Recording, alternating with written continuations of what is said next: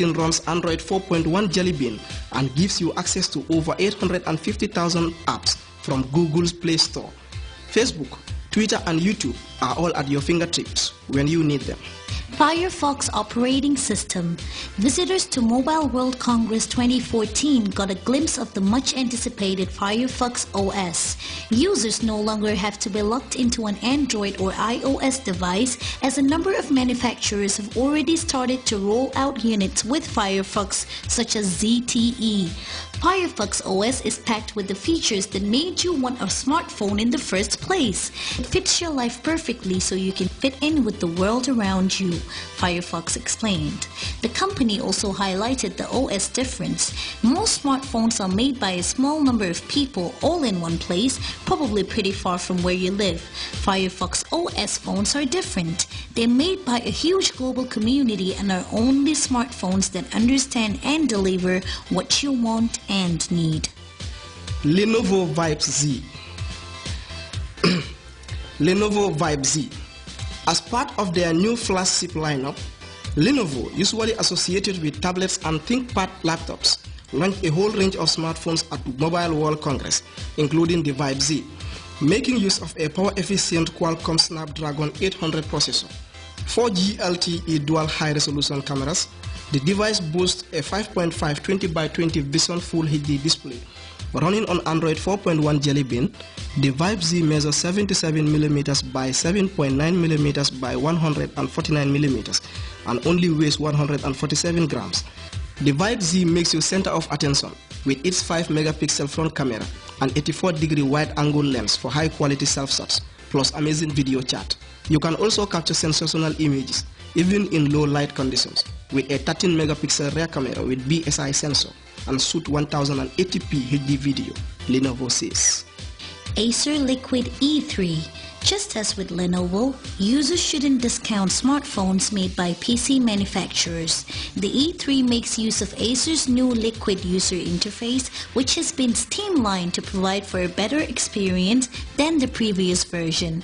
In terms of performance, the E3 has 4.7-inch HD IPS display, quad-core 1.2 GHz processor, 1 GB of RAM, 4 GB of internal storage, Wi-Fi and GPS. The device will launch with Android 4.2.2 and feature a 13-megapixel 1.8 camera on the back end. Size-wise, it measures in at only 8.9mm and weighs in at 135 grams. YotaPhone. YotaPhone is unique in almost every way. Besides normal smartphone functionality, the device features a rather intuitive second screen on the back of the device.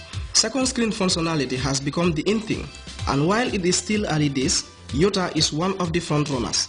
The screen at the back is able to mimic almost everything from the main screen, such as a map, contact details, email, and can also serve as an e-reader.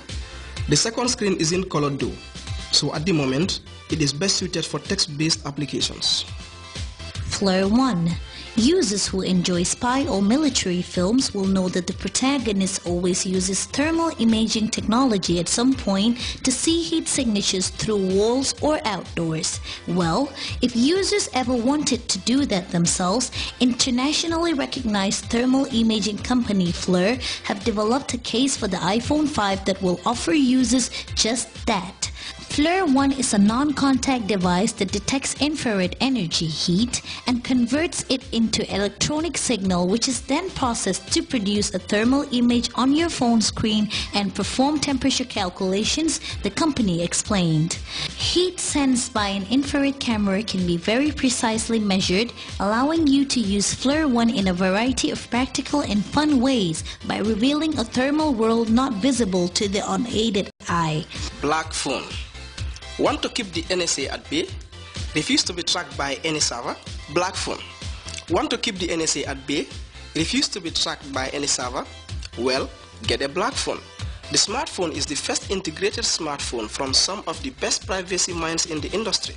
To create the phone, Silent Circle and Geeks Phone have partnered to combine best of breed hardware with all the skills and experience necessary to offer private OS, an Android-based operating system without the usual compromises. In short, the device and its accompanying private OS operating system allows users to block unwanted tracking, tracing, or discovery. Sony Z2. Sony launched the Xperia Z2 at the Congress. While it isn't exactly the top mobile device brand, users shouldn't write Sony off in favor of other big players. With Xperia Z2, we have taken our premium Z series to the next level, delivering unique experiences that only Sony can offer, said Kunimasa Suzuki, President and CEO, Sony Mobile Communications. With a new 20.7 megapixel camera built in, users will be able to take images in full 4K resolution. We have redefined the smartphone once again through our camera. Xperia Z2 offers an innovative experience that captures memories in stunning detail through 4K video shooting, or offers new ways to use the camera with our unique Xperia camera apps, the company said. SanDisk 128GB memory. One can never have enough memory, and SanDisk tends to agree. The company showed off their latest micro SDHC at the Congress, and it boasts a whopping 128GB of memory. Today's mobile devices feature advanced photo and video capabilities, so you can record all of life's exciting moments. SanDisk Ultra Micro SDHC and Micro SDXC UHS-1 memory cards allow you to capture, carry, and keep all those moments at your fingertips, the company said. The card in question can go up to 30 megabytes in terms of transfer rate, and has been certified as having Class 10 performance for recording full HD video. For damage control, the card is waterproof, temperature proof, X-ray proof, magnet proof, and shock proof. Up next, Google have released a new smartphone prototype called Project Tango, which comes loaded with 3D sensors that can map your surroundings. It's a 5-inch Android smartphone that is equipped with several Kinect-style 3D sensors that can track your motion and map the general area around you.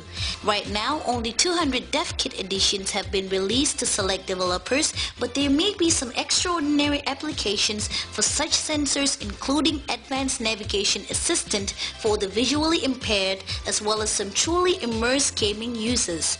It is of course just a concept device for now, but sensors like these can be implemented into wireless, touch-enabled game controllers for use with the game console. Moving on, according to a study conducted by an online security and services company, RiskIQ, Android malware is on the rise. In fact, the numbers of malware-written apps within the Google Play Store itself have quadrupled in the last 2 years. In 2011, there were 11,000 infected apps. Now that has risen to 42,000. This is certainly an alarming statistic for Android users.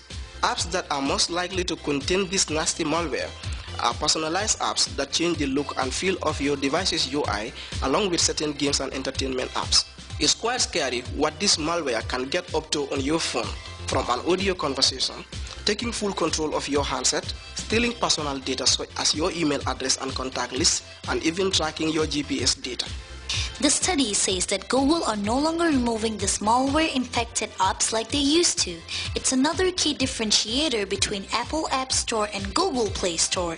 Perhaps Google needs to start restricting the apps that are allowed with the store and exercise strict quality control just like Apple do. And therefore, in today's tech question, we're asking you, what mobile platform would you prefer?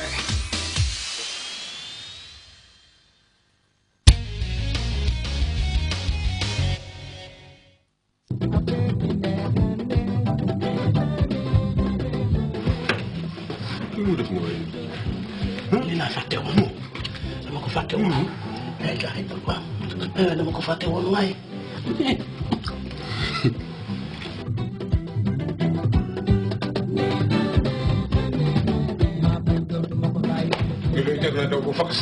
bii mooy ban si gaañ bii nag mooy mami mayonnaise ma bii kan moo ko fi indi bii indi wuñ ko dañ ko liggéey fii ci réew mi fii la juddoo bool indi Gambia la compagnie bu ñuy wax Mayo compagnie moo ñëw fii ci réewi Gambia yokk koom-koomi réew mi defar réew mi ba mu baax te dinaa la yëgal lu tuuti lu bari nen lañ ko defaree ba mu set ak diwlin ci nga xam ne mooy soyo bi oil diw bi nga xam ne moo gën ci diw yi muy mayonnaise boo xam ne bu ko